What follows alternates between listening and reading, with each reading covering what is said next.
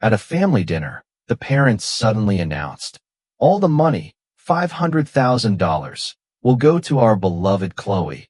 She deserves it."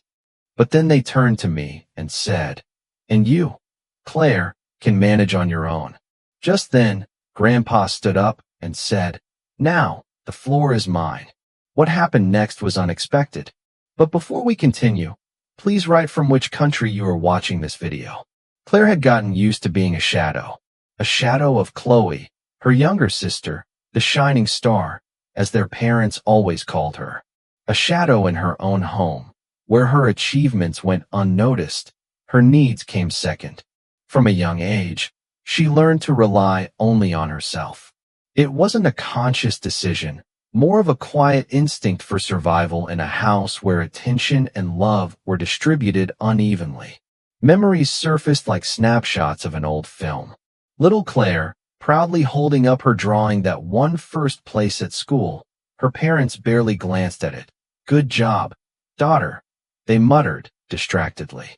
The spotlight quickly shifted to Chloe, rehearsing a dance number for the school concert. Then teenage Claire, receiving praise for a complex physics project. Her parents said, "Well done," and immediately followed with, "But the main thing is that Chloe needs to focus on her drama school audition." "Chloe, our little star." That phrase echoed through the house more often than "good morning." Claire didn't resent her sister. Chloe was beautiful, artistic, magnetic, a real star. And truthfully, Claire admired her. But inside her, a bitter realization grew stronger every day, that in her own family, she didn't matter. She was simply the other daughter, the one who didn't shine. Claire knew early on she could depend on no one but herself. After high school, she signed up for a university correspondence program and took on a night job. She studied by day, worked by night. Her parents offered no help, and she never asked. She rented a modest apartment far from the family home, far from the coldness she grew up with. Her independence became a badge her parents liked to boast about. "Claire never asks us for anything," as if that were a virtue, as if neglect was something to be proud of. Meanwhile, Chloe was pampered and adored.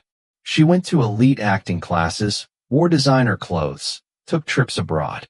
Her parents never hesitated to spend on her. They called it investing in her future. Claire watched silently, knowing exactly where she stood in their priorities. Her simple clothes, minimal makeup, modest lifestyle, all of it invisible in the eyes of a family obsessed with appearances. She believed substance mattered more than show, but in their eyes, surface was everything. She barely called home anymore, only on holidays or birthdays. Visits were rare, cold, and filled with silence. In that house, she was a guest. Everything revolved around Chloe. And today, her father's 60th birthday, a milestone. Claire got the invitation over a phone call. Her mother's voice was flat. "Come over. We have to appear proper. Dad will be glad." Claire didn't expect anything from the evening. She imagined the scene already. Guests, speeches, toasts, and Chloe, glowing at the center of it all. Still, she took time picking her outfit. She wanted to be presentable, dignified, without drawing attention. She settled on a navy blue dress, elegant, understated. Hair in a bun, makeup light. When she arrived, the noise hit her immediately. Laughter, clinking glasses, praise directed at her father and at Chloe. Always Chloe, the star of the evening in her glittering gown, basking in admiration. Claire stepped in quietly. Her father barely glanced up. "Ah, it's you. Come in. Make yourself comfortable." No hug, no warmth, just a statement. Claire stood still for a moment, the chill of alienation seeping in again. She smiled back and walked into the living room, trying not to attract attention to herself. She approached her father, handed him the gift, a finely wrapped leather portfolio she had chosen with care. He took it without emotion, muttered a quick, "Thanks, I'll look at it later," and placed it aside like it held no meaning. Claire gave a small nod and quietly took a seat at the long table, avoiding eye contact with Chloe and their parents. Around her, the celebration carried on, full of light and voices. But she observed it all as if through a foggy window, disconnected. Her father's voice boomed proudly about Chloe's achievements. Her mother's admiring gaze followed Chloe's every move. And Chloe? She smiled gracefully, basking in the glow of attention like it was her birthright. Claire sat still, eating without tasting, her fork moving more from habit than hunger. Conversations floated around her like background noise. She tried not to feel anything. But the truth was, she felt it all, a deep void pressing on her chest, a familiar hollowness that had taken root years ago. She thought she had accepted it, that she'd made peace with her place in this family, as the quiet one, the strong one, the one no one needed to celebrate. But buried beneath that resignation, something fragile still clung to life. A small, stubborn flicker of hope. Hope that maybe, just once, someone would look at her and say, "You matter." The evening crawled on, and Claire found herself counting the minutes. She wanted nothing more than to return to her quiet apartment, her safe space. No pretense, no forced smiles, just solitude and peace. At the head of the table, her father tapped his glass with a spoon. The chatter faded. Guests turned to him expectantly. Chloe adjusted her hair delicately, ready for her spotlight. Claire, meanwhile, felt something tighten in her chest, a premonition. A quiet warning that something irreversible was coming. Her father stood and cleared his throat. Claire let out a breath, preparing for a generic toast. A few polite words, then she could leave unnoticed. "Dear guests, friends, family," her father began, his voice rich and theatrical. "Today marks a great milestone, my 60th birthday. A life of many trials and triumphs. But my greatest success." He smiled down at Chloe. "My daughter." Claire looked away, her jaw tightening. Of course, she knew this part by heart. "We always wanted the best for our girls," he continued, "to ensure they have a future brighter than ours." His eyes scanned the room. "That's why we've come to an important decision." Claire's pulse slowed. A cold numbness crept into her limbs. "All our savings, every cent of the $500,000, we've decided to give it to Chloe." A heavy silence crashed over the room. Someone coughed. A wine glass clinked faintly against a plate. Claire stared at the tablecloth. Ivory. Off-white. It didn't matter. None of it mattered now. "Chloe, our little star," her mother chimed in proudly, her voice almost trembling with joy. "She needs the support to shine, to fulfill her destiny." Then she turned to Claire, her expression void of emotion. "And you, Claire? You're strong. You've always made it on your own. You'll manage, as you always have." That sentence fell like a gavel. Final. Dismissive. Cold. Claire felt her throat tighten. Her vision blurred at the edges. It wasn't the money, it was what it symbolized. It was the confirmation that everything she had always feared was true. That her love, her loyalty, her sacrifices, all meant nothing in this house. That she had never been seen, never been chosen. The guests shifted uncomfortably. Some glanced at her with pity, some avoided her eyes entirely. No one spoke. The silence stretched, waiting for someone to break it. Claire felt a tear roll down her cheek. She quickly wiped it with the back of her hand, hoping no one noticed. A part of her wanted to sink into the floor, vanish, or dissolve into thin air. But she remained seated, frozen by shock and humiliation. Then, like thunder ripping through a clear sky, the sudden sound of a chair dragging across the floor shattered the silence. All heads turned. It was Grandpa Henry. He had always been the quiet one. An old man who sat in the corner of family gatherings, mostly silent, observing, distant. No one ever expected him to speak, much less interfere. But today, something burned in his eyes, something fierce. He rose slowly, leaning on his cane, yet his posture radiated dignity. And when he spoke, his voice cut through the room like an old oak creaking with power. "Now, it's my turn," he said. The guests, the parents, Chloe, even Claire, all stared at him.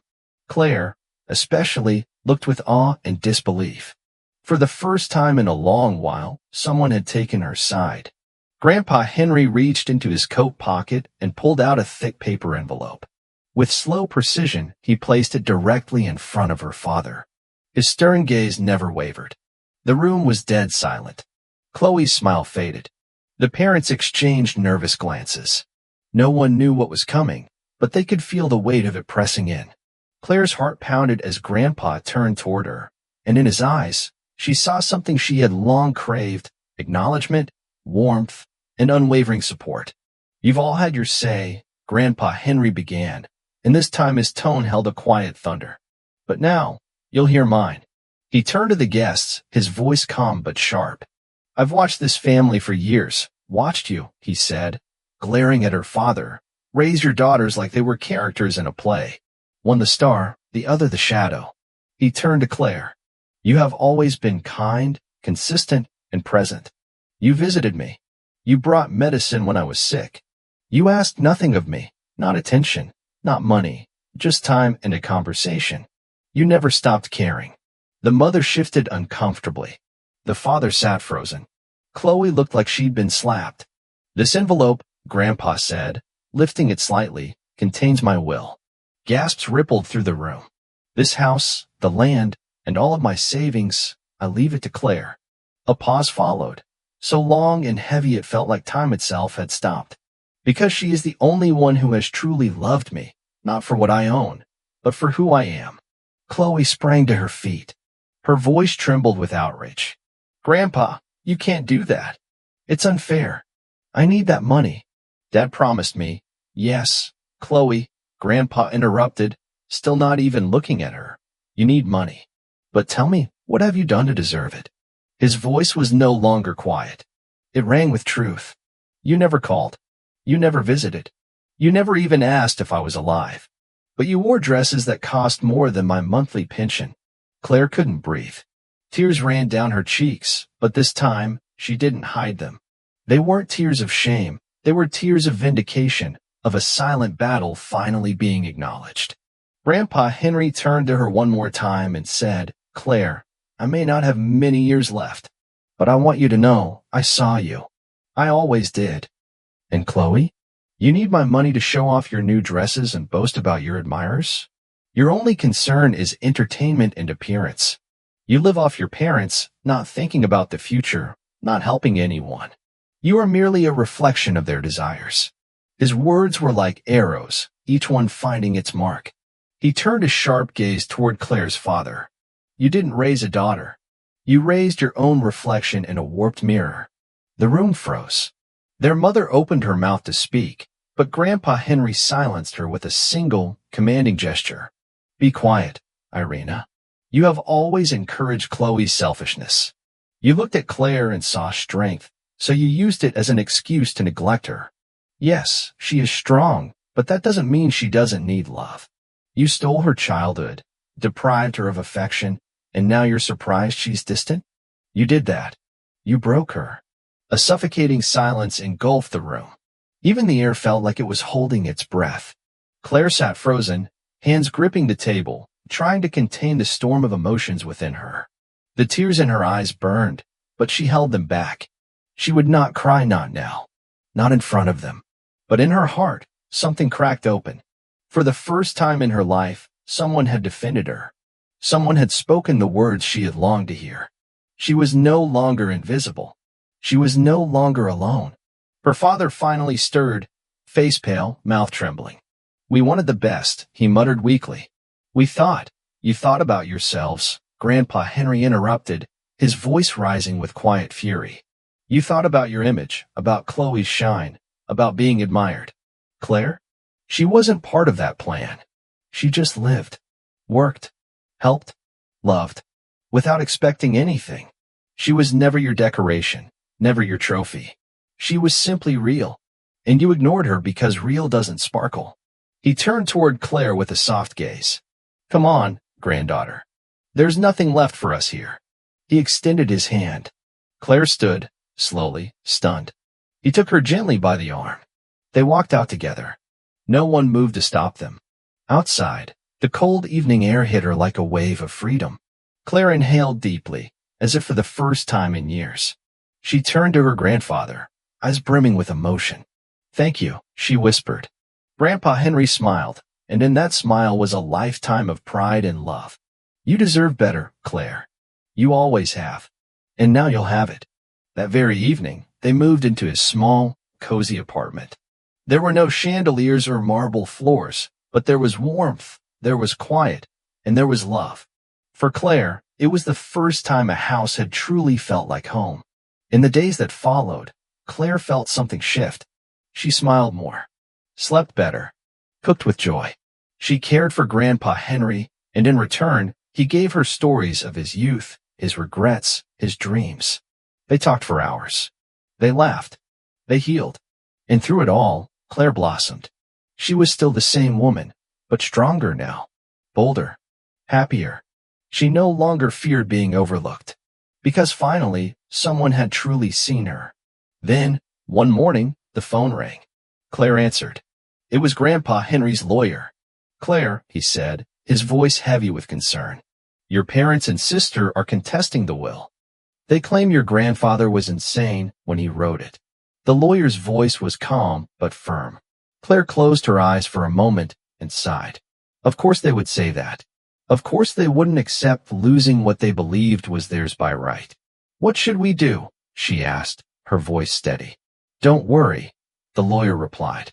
"Your grandfather's mental evaluations are on file. We have statements from his doctors, neighbors, even the notary who witnessed the will. Everything is in order. We'll prove in court that he was of sound mind and body. We'll win this case." Claire felt something rise in her chest, a surge of strength. Not fear, not doubt. Confidence. For the first time in her life, she wasn't running or shrinking back. She had a voice now. She had people standing beside her. But more importantly, she had herself. The version of her that had fought in silence for so long now stood tall, ready to defend everything she had built. She would fight, not just for the inheritance, but for her dignity, her worth, her right to be seen and respected. She wouldn't let them steal that from her. Not again. The court battle was long and bitter. Her parents and Chloe brought lawyers, accusations, and twisted stories. But Claire brought the truth. She showed letters, recordings, medical reports. Witnesses came forward. People who had seen her visit Grandpa Henry every week, who had watched her carry groceries, laugh with him on park benches, sit by his side when he was ill. Their testimonies were quiet, but powerful. In the end, the judge's ruling was clear and firm. The will was valid. Claire was the rightful heir. Her parents and Chloe sat in stunned silence as the verdict was read. Outside the courtroom, Claire didn't celebrate with cheers or loud declarations. She simply took a deep breath and looked up at the sky. It was over. She had won. Not just the case, but something much greater. She had reclaimed herself. From that moment on, Claire's life was never the same. She no longer lived in the shadows. She no longer questioned her worth. She traveled, explored, met new people. She began mentoring young women who came from neglectful families, helping them find their voices just as she had found hers. She built a home filled with love, laughter, and purpose. A home where no one had to earn affection and no one was invisible. She kept a framed photo of Grandpa Henry on her bookshelf, right above a small vase of fresh flowers she replaced every week. Every time she looked at his kind, knowing eyes, she whispered, "Thank you." And somewhere deep inside, she could almost hear his voice reply, "I always saw you, Claire. Always." Because Claire had finally learned the truth. The most powerful kind of family isn't the one you're born into. It's the one that sees you, the one that chooses you. And this time, she chose herself.